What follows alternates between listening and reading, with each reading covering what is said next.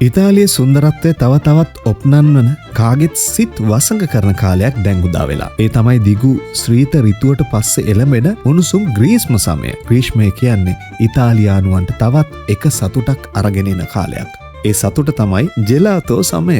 පුරාණයේ සිට පැවතෙන ඉතාලියේම අනන්‍යතාවයේ තියෙන මේ ජෙලාතෝ කියන්නේ අයිස්ක්‍රීම් වගේම හැබැයි ඊටත් වඩා රසවත් සැහැල්ලු අතුරුපසක්.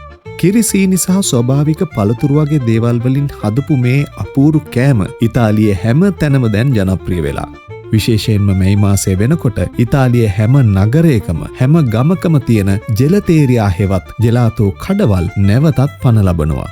විවිධ වර්ණ වලින් විවිධ රසයන්ගෙන් පිරිච්ච මේ ජෙලාතෝ කැටි ඇත්තටම ඇසටත් දිවටත් සංග්‍රහයක්. මේ සමය ඉතාලි සංස්කෘතියේම කොටසක්. හිරු බැස යන වෙලාවට දවස අවසානයේදී පවුලේ අය යාළුවෝ එක්ක එකතු වෙලා රසවත් ජෙලාතෝ එකක් රස විඳින එක සාමාන්‍ය දසුණක්.